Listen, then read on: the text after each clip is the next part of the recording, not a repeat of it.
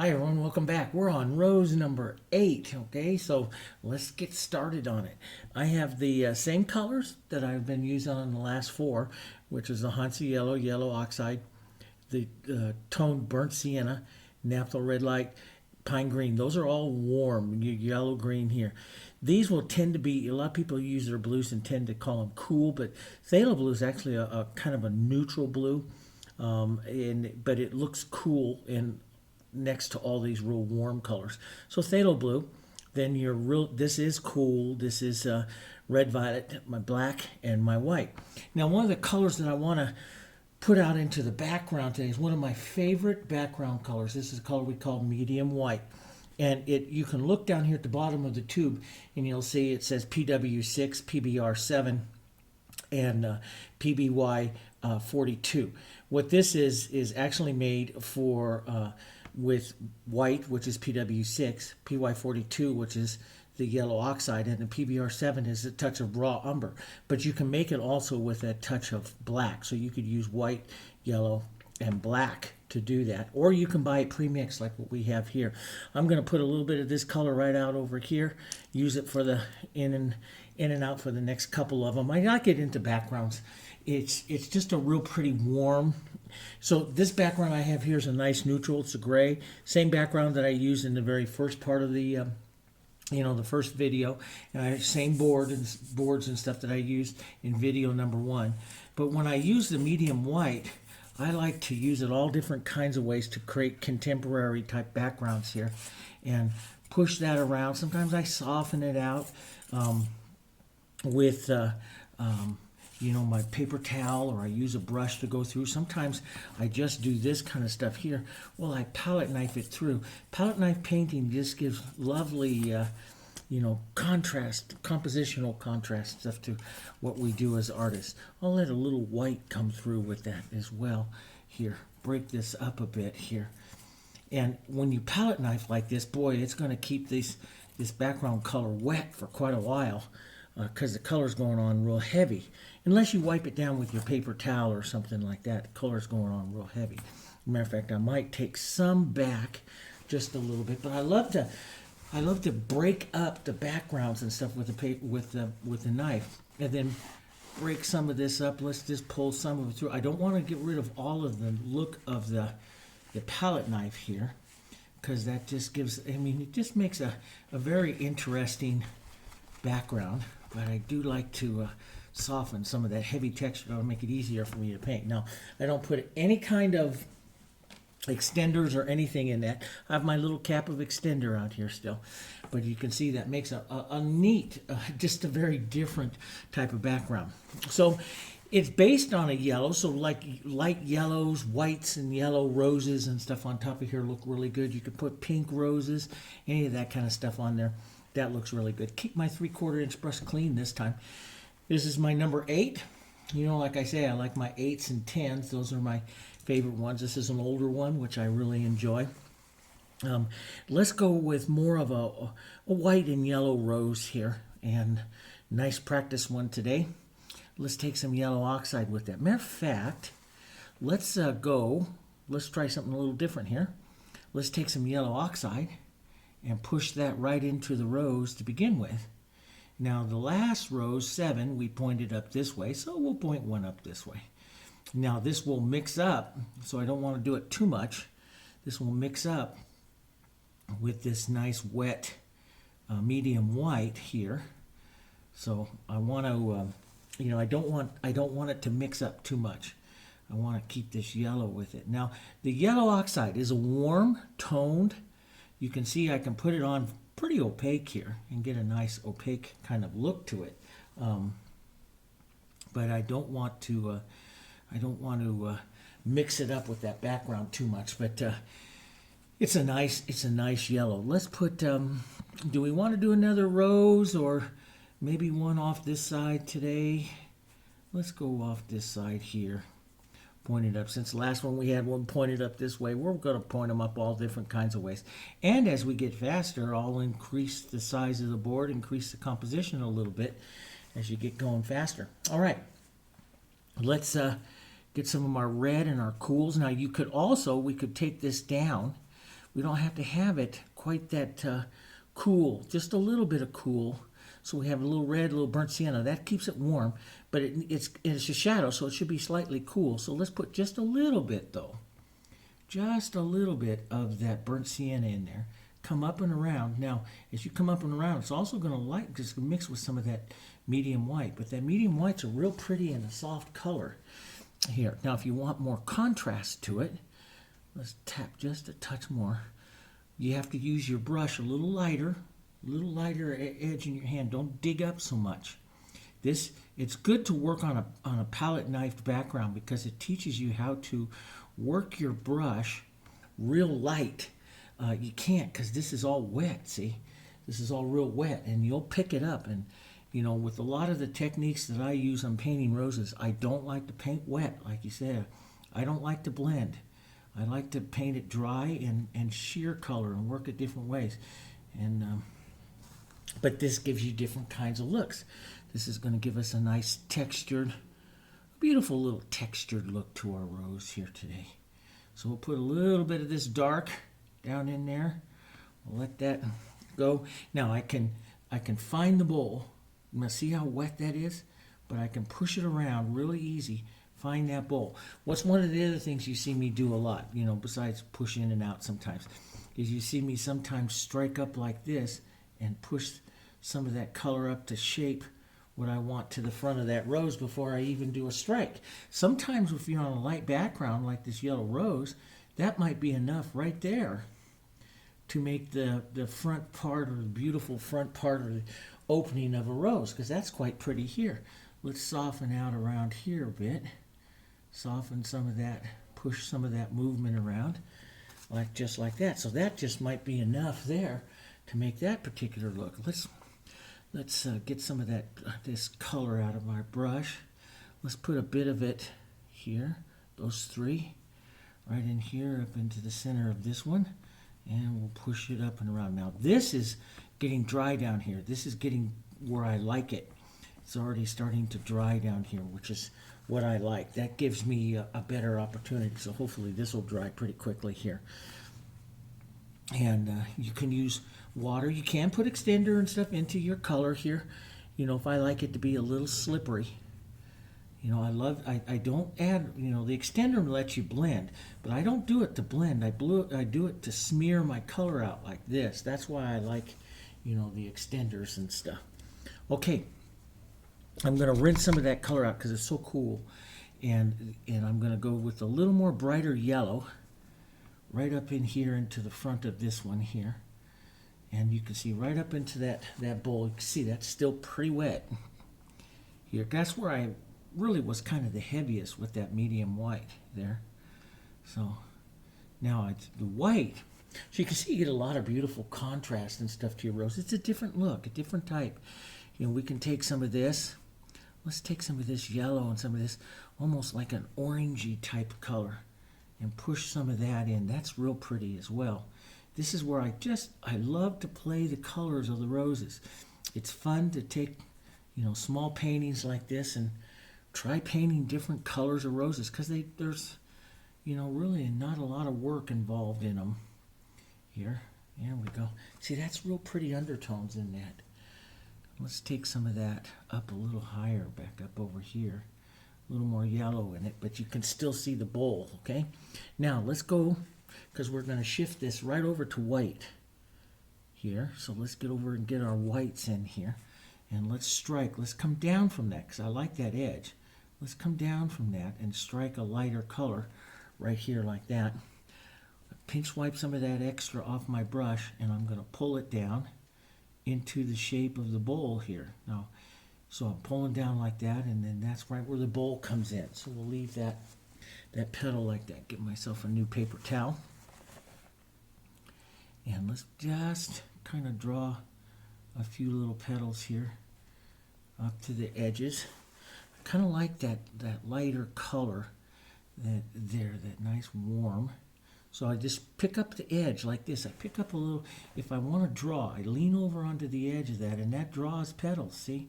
So we can make a different shaped flower petal or rose petal inside here. Just like that, pull it around. like that. Okay, let's get some more white out here. Let's come out here and look at a reaching petal. Now we pull a lot in, but remember I said we can strike across. And since I have a lot of color and stuff out there, striking across, and I like sometimes that little bead of color, then what did we do before in some of this? We pick up some of our color and we can put a little bit of that color in there and then push in and out. But make sure that you start to pick up the shape of that bowl. There, like that. Dragging that in and out. That puts the movement in and out. Here. Let's strike right across here like that. Grab some medium type tone. Just drag that right around into the bowl. Shape of the bowl. Let's put another little petal right out here. Right like that. Just pull down. It makes a nice... You can petal edge, pick up a little bit of this on more heavy onto the corner. Use that corner to draw the petal. You know, if you want to get a little more precise petal. Now, I'm going to break that just a bit because it's too much. They were too much the same, right there and there. Let's come down, put a little yellow into that here, and build this bowl size right here a little bit more here. I look for stuff that, you know, variation. That's what I like, the variation. Now, I loved that color, which was really the yellow oxide and some of those reds right in there. So I'm not yellow oxide, but Hansa, some of that. So I want to keep that down there in that bowl. See, that's just a real pretty color into that. And I just love trying new colors. Trying colors. So here's a nice light petal. We'll strike it. Pull down a bit, find that bowl, let it come into the bowl there. Let's add a little bit, let's mix just a touch of that cooler orange here, and a little more yellow. Find that color, and let's use some of that over here. Create some movement, but don't lose the bowl, right? Don't lose the bowl. That bowl color. And then we'll pull some of this right down in here. That sets that nice, lovely color. So you see, always that little swirl that I do there always kind of shapes that bowl. That's what I always preserve that shape of that bowl. That's what makes the rose pretty. Let's we've been pulling a lot across and stuff, so let's pull some petals out. Remember, your petals can go both ways. Pull those out. Soften this. Pick up some of this color here. And let's push right along the edge of that. Push right along the edge of that. Now let's just push it right into the bowl and push it in and out just a bit. And you see, you don't need to blend. I'm painting the movement, and the movement's going to dictate it there. How that's going to look. Let's just set that in. So as I come back over here, though, I'm going to want this to go, I love that cool color into that. I'm going to want this to go a little bit more here and cool. And we'll get rid of just a touch of that heavy dark. But that does look kind of nice, that dark. Try it, you know, let's put a bit more of that dark out here. That does give kind of a nice light to dark on this rose here. Some of this dark out there like that. There. Let's restate that cool. A little bit more of that cool onto the bowl. Here. Just like that. Yeah, like that. And then you can go ahead and add some of those other slightly lighter petals in there just for movement. See? It's all I need. I don't need to get wild. Just a little bit of movement in there. Now I want to lighten that up a bit more, so I'm going to pinch wipe that color off my brush, and let's lighten and get that real heavy. Now see, that moves really easy. That's because there's so much paint there and it's so wet, and that's not where I like it when I paint roses. I like a little more control than that. So I'm going to let that kind of tack up a bit. Before I do that, I'm going to take some of my cool color I was using here and reset some of this center a bit more. open this rose up down here a little bit more. Sometimes when I'm rolling them down here on the side, I like them to kind of open up down here to the side. And I play the shapes. I look at all different kinds of shapes and stuff. Try all different kinds of things. Sometimes I use photos of the natural roses to look at how they sit, but it's and I'll paint some more realistic ones too. They're kind of fun. Maybe we'll paint some here. But these little stroke roses like this and very casual roses are kind of fun to paint. Once you can paint these, you can paint the others, with no problem. Paint the other kinds with no problem. They're really just working a little bit more. They're easier, actually. So we'll just touch a little color just to break that up there just a bit. Now, I need to, if I'm going to work in here, hopefully that's tacked just a little bit. Let's reset its bowl. Okay, now what does that do? That gives me a nice shadow in here that I can add more petals to if I want. So, just like that, okay? So, now, let's just come in and add another petal. We're just going to add a couple petals to this one. I'll keep this rose a little different, a little soft. So I add that petal. That's kind of nice. Let's pull down with some more white, right like this. Right up here in the front. And down like that. Maybe a not quite as light little color. Let's just chisel in a little petal right here. Bring that idea of that one in there. Kind of a different rose here. Kind of fun. That's what we paint for. So we're not always, I can paint the same rose for you over and over and over again, which you can just do if you just practice the same video. What I'm trying to do is give you something a little different.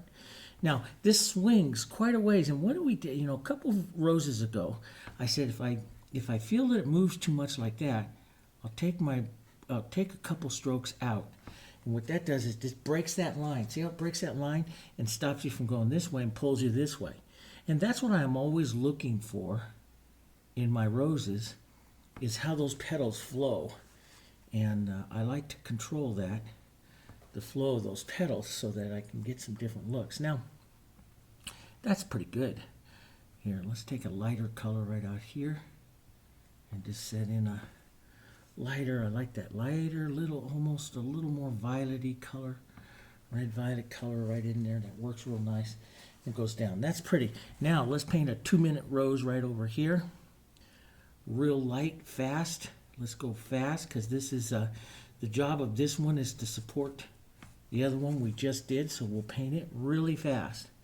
We'll put a little extender right in there. Let's keep that center a little softer. Push the bowl in. We'll add a bit more dark right in there. Now, if I'm going to leave that center that dark, I need to put that dark into this center. This is the queen. She controls the composition, so let's get just a little more dark into that one. And then we'll take a little lighter, little yellow here, and just soften. Build a couple strokes, because this one sits underneath this one mostly. So we'll build a lighter stroke there. Let's build a little lighter stroke here. There we go. And it's good for you to practice all these different ways. Practice all the different roses. Paint them. It's just like me. I paint different kinds of roses, and I paint a lot of roses I don't like, but my customers do, and because they love those certain colors and everything, and I'm not a real fan of it, but I paint them because that's what my customer wants and stuff, and it's good for me because it breaks my habits. That's the problem with rose painters. We get habits really easy, and we'll end up painting one rose one way our entire life. And so we got to look to avoid that. So just breaking that up a little bit there. Let's curve this around a bit, join that in, round that. Remember, everything you have here always has to round to the bowl. That's So if you get that rounding bowl shape in there, that makes it a prettier rose. So we'll grab that. We'll come back. Look at how these two roses are interacting. I'm going to take a little thick white and just set this petal right up on top of that one. Right there like that. Then that petal is definitely up on top. Lots of texture on this. Right up on top of that, we can soften. This is what we call a halftone. It's right in between. It's right in between the shadow and the light of the petal there. And we just stroke on a little halftone, and it'll just provide the idea of the shadow there. A little softer color right there. And that works. Okay, that's good. So now let's just make us some soft leaves. That pine green, and I like the real soft tone of the color. I'm going to grab some of that red tone, drop it right into my greens here, and that's going to make a harmony because the greens will carry the tone of this here. So we'll keep these leaves. We'll start some of this very rough and keep the leaves very soft. We can use some negative painting here to soften the look, you know, of the leaves, or reshape the edge of a petal like I just did there. We can keep this very casual. Colors coming out here. Just a little bit. And little colors coming down. We can add more contrast in just a minute here. Sometimes, I mean, well, a lot of times I will put some leaves that are a little bit more perfectly or precisely shaped. 1, 2, 3, like that. Wipe off the highlight side of the leaf. And that lets the viewer see there's leaves here, see? They can see some, but most of the leaves are just casual movements of color. You know, you don't need that much stuff here, okay? And let's just get some of that casual movement. This works really well, this type of stuff here, you know, out like that when you're dealing with backgrounds that are just modeled like that. You know, so you got a real textured rose, and you can see that texture, see, sitting up there on those strokes and stuff there. And I leave that. I don't, you know, that's what makes it really great. Let's take our green, tone it, and then let's add a little cool to it here. Not quite so, but almost a brownish green, a little toned. And let's use that for some contrast right in here. Get some nice, deep, dark contrast. See, that pulls your eye in there. And what it does is you have to balance it. Remember I said it before, that center dark. You don't want to get a leaf color that's out here, or leave that center dark as the dark. It needs to be the darkest in your composition. But you want to have some other darks otherwise you make like a little hole into that center of that leaf. So you want, the whole center of that rose. So you want to have some other darks so the viewer's eye comes out of that area, see? So that carries the dark down, pulls your eye down. So we'll have that. We might want to put a little dark right out here. See how that dark chain makes your eye come down like that? We might want to put a bit of a dark right in here. Okay, just draw that around a bit. Drop that down. Real kind of pretty. Sometimes I'll take just some of this toned color, a little bit of my other colors in here, just like that, and just pull some of that color through. You don't have to do anything, just pull the color through like that. Let's put even a little medium white with that, nice soft here. You don't have to do anything. You can, if you take something like that, and if you just lightly, just a slightly darker little tone here, maybe cool it just a bit, and if you just do this, you make what looks like another rose back there. See, just something like another rose. And so, the thing is it doesn't take very much to make a rose. Now, the tighter I turn this, the more it becomes a rose. So I'm in control of it here. So if I turn that a little tighter, here comes a rose right there, down like that, falling away from this composition. And you can put a little light right across the top of it there, just to bring that forward, maybe a little idea of a light. But I wouldn't do that much. It doesn't need that much. But that supports that. But if you do that, then you can add maybe a little bit of light to this leaf up here. All kinds of ways. This is the beautiful thing about it. And you paint these things and try this composition like this one here. Try it a few different ways. Let's take that green up and around other places. Remember, change your leaves. And take a light green and pull the vein lines out there. And I think that's it. You know, maybe just a touch lighter here. Just a touch. And I think we got it. Ooh, we took 1 more minute longer than the other ones. 26 minutes. So, isn't that kind of funny though? I mean, you know, as you're an artist, you're painting that, you know, you get into a rhythm of painting. This is, you know, 25 minutes is a good size, you know, good time painting for something that this size board for me, because I work pretty fast with it. But yeah, I just might pull a little more color right out here onto this one, out like that. Bring that out maybe a little. This helps shape up that rose a bit, getting some of that extra color in there, and these nice greens.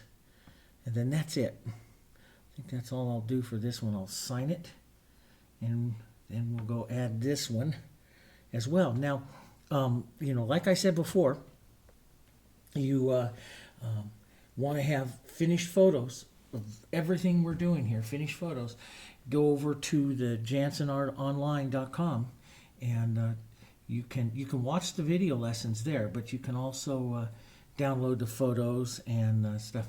And if you ever decide to join us into the classes there, we have a online forum and everything there. We talk about it, and there's a bunch of us in there talking about the challenge and stuff, and sharing our photos with each other and saying, okay, what can we do to make it a little bit better? Okay, so a couple minutes longer than the last one. We're gonna have to work on that speed. Okay, so we're still under 30 minutes. So anyway, I'll see you on rows 7, 8, 9. I'll see you on the rows 9.